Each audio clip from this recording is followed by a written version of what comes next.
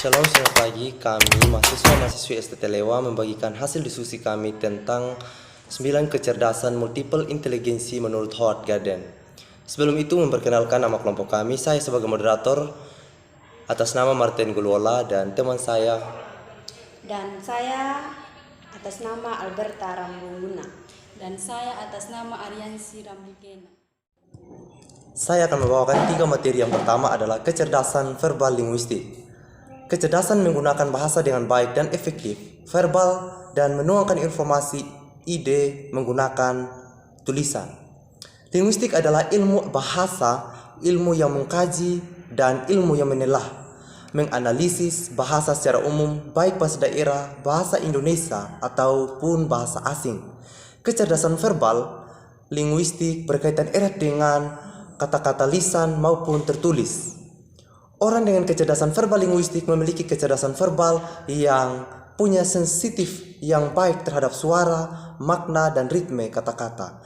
Kecerdasan bahasa meliputi kemampuan untuk mengolah kata dan tata bahasa serta menuangkan informasi dan ide menggunakan tulisan. Kecerdasan bahasa meliputi kemampuan untuk mengolah kata.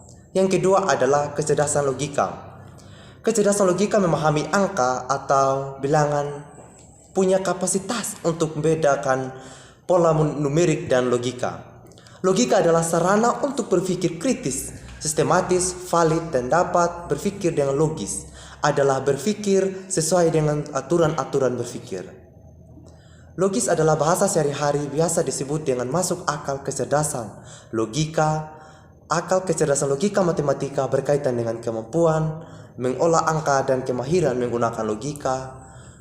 Dan materi yang ketiga adalah kecerdasan kinestik.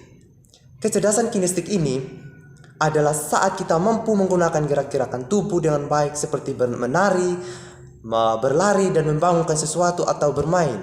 Kemampuan untuk menggunakan gerak tubuh untuk mengekspresikan atau ide dan gagasan kita.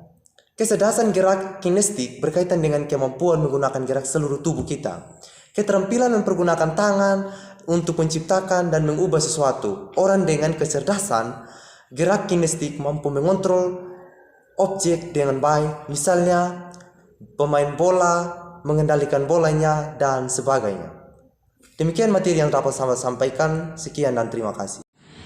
Di sini saya melanjutkan materi kedua, yaitu kecerdasan musikal. Kegiatan yang disenangi dan memiliki kecerdasan ini juga mampu memahami dan membuat melodi, irama, nada, dan vibrasi suara dan ketukan menjadi sebuah musik. Di sini tidak hanya dapat memainkan alat musik atau mendengarkan lagu, tetapi kita yang memiliki kecerdasan ini juga mampu memahami dan membuat melodi, irama, nada, vibrasi, suara, dan ketukan menjadi sebuah musik. Kecerdasan musikal dapat diasah dengan memberi anak berbagai pilihan jenis musik atau menganalisis perbedaan suara orang dalam berbicara, mendengarkan suara alam, atau bermain, menciptakan lagu. Masuk dalam materi yang ketiga, itu adalah kecerdasan eksistensial. Di sini menceritakan kemampuan seseorang untuk menjawab pertanyaan-pertanyaan mendalam tentang keberadaan manusia. Misalnya, mengapa aku ada, mengapa aku mati, apa makna hidup itu, dan bagaimana mencapai tujuan hidup. Di sini kecerdasan eksistensial yang merupakan adalah salah satu dari majemuk ini membuat anak mampu mengajukan dan mencari jawaban pertanyaan mendalam tentang eksistensial manusia, seperti apa arti hidup, mengapa kita mati, atau apa peran kita di dunia ini. Kecerdasan eksistensial lebih mengarah kepada bidang filsafat. Beberapa pakar juga mengaitkan antara kecerdasan eksistensial ini dengan tipe kecerdasan spiritual. Mengenali berbagai kecerdasan majemuk pada anak dapat membantu orang tua untuk merangsang dan meningkatkan perkembangan diri anak. Dan kita dapat lebih mengasah Saya di sini membawa 3 materi, yaitu tentang kecerdasan naturalis. Kecerdasan ini dimiliki oleh seseorang yang mempunyai hal yang berubah alam, senang bercocok tanam pada memelihara binatang, nonton film dan flora fauna. 4. Dan mempeduli.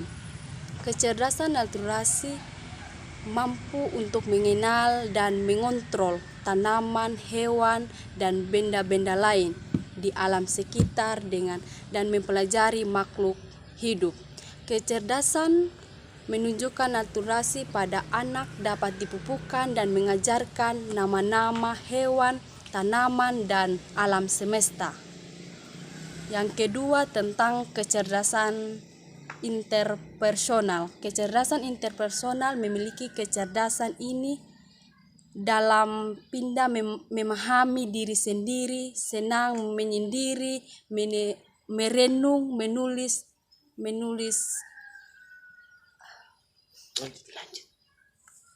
Sudah. Merenung, menulis diare, selalu berpikir relatif untuk masa depan.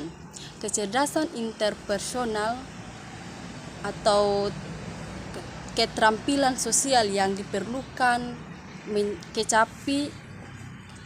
kecapan ini merupakan kemampuan untuk bermasyarakat serta memahami dan berinteraksi dengan orang lain.